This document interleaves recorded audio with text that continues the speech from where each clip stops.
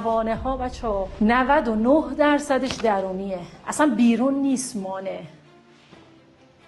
ما مانع ها رو بزرگ میکنیم برای خودمون. منظورم اینه که شما یه جایی بشکنید، یه جایی رشد بکنین، ریسک بکنین، بترسین، پا رو ترساتون بزنین و اجرایی بکنین.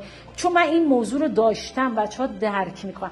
میگم اگر میخواین رشد بکنین، از تغییر دیگران دست بردارین. آدما رو نمیتونین تغییر بدین. حالا این آدم فرزندتون باشه، پدر مادر باشه، همسر، هر کسی میخواد باشه، هیچ کس رو شما نمیتونید، یعنی هر چی میریم برای تغییر اون آدمه، شما دارین سوخت از دست میدین، انرژی دارین از دست میدین. ببینید انرژی بچه فکر جایی میره، انرژی هم همونجا میره. یعنی فکرتون رفت به سمت همسرتون، انرژی میره. این فکری که باید بره خلق بکنه برای خودتون، انرژیش بیاد تو بدن خودتون، میره به سمت اون آدمه. شما یه دفعه دیدین افت انرژی میکنی؟ افت انرژی چرا میکنی؟ چون انرژیتون میره به سمت یک آدمی و وقتی که انرژیتون میره جایی که منفی هست، همسرتون که تغییر نمیکنه، کاری انجام نمیده، شما دیگه چرا میری کنار اون وای میسی؟